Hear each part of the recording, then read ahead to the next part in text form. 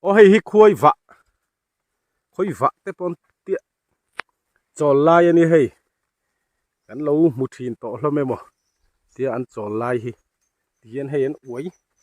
nup mayan in bo thu tup maya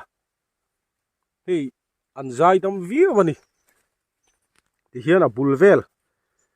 han sa chor chor pon engtin ma min ron ti lem lowa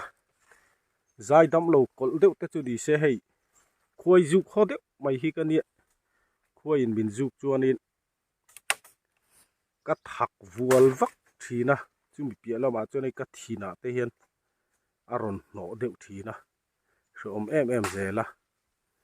chu ti chung chuan ti hian hei mumi alawin a bulvel hi kan sat chor chora ma se ti hian min juk mi lo hian hei thok dar chuang lo hian an oma a ma in thingkung an lo om to a om ti hremi alawin a om na thing kha a bulvel a mau kan han sat khan a hol bor bor chu po chuanin thok dar mi alawin min juk tu om mi alo hian an om na thing kan kip to atu nu a ron thok dar hum khan om ti kan khe chawa hei an rem ta dei mo kan ti kha mau ropa an lo in son le a ti hian hei po mulok lavin tian a bulvel kan han sa view po in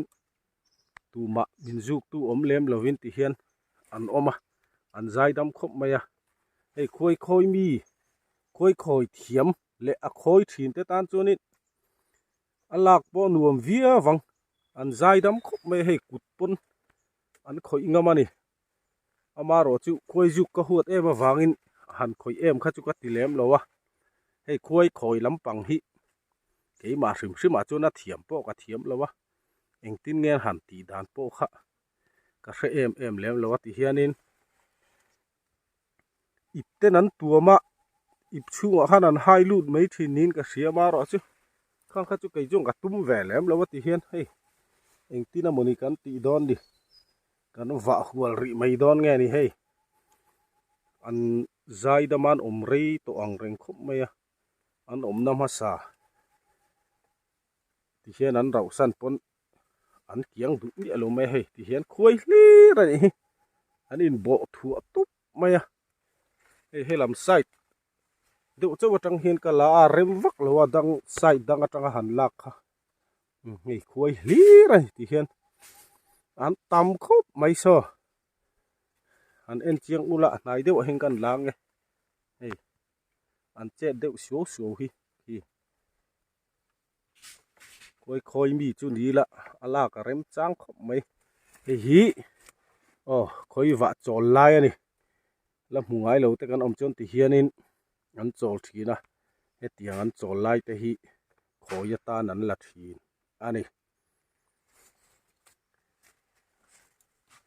an zai dam khop maya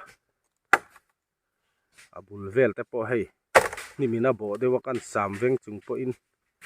tu man min zuk lem lowa kha khoi wa chol lai la mungai lo te kan om ani chon he ti hian an chol thina ni hei thing zar on tianga te hianin an om du a hei chu tiang thing zar onan om chu kan ki awangin hela hian an lo in son chho le a an zai dam khop mai ô hay hi khoi vạ te pon tia chol lai ani hei kan lo mu thin to hlom emo tia an chol lai hi tian hei an oi nup mayan in bo thu tup maya hei an zai dam vi wani ti hian a bulvel han sa chor chor pon engtin ma min ron ti lem lowa zai dam lo kol deuh te chu di se hei khoi juk ho deuh mai hi ka nia khoi in bin juk chuanin ka thak vual vak thina chu mi pia lama chuan ei ka thina te hian a ron no deuh thina hrom em zela chu ti chung chuan ti hian hei mumi alawin a bulvel hi kan sat chor chora ma se ti hian min juk mi alo hian hei thok dar chuang lo hian an oma a ma in thing cu ngan lo om to a om ti hremi alovin a om na thing kha a bul vela mau kan han sat khan a hol bor bor chu po chuanin thok dar mi alovin min juk tu om mi alo hian an om na thing kan kit to atlu nuwa ron thok dar hum khan om ti kan hre chawa hei an rem ta dei mo kan ti kha mau ropa an lo in son le a ti hian hei po mulok lavin tian a bulvel kan han sa view po in tu ma min juk tu om lem lovin ti hian an oma an zai dam khop maya hei khoi mi khoi thiam le a khoi thin te tan chuanin alak po nuam via wang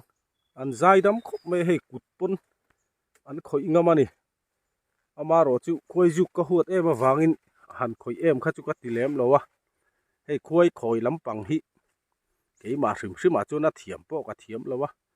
engtin ngen han ti dan po kha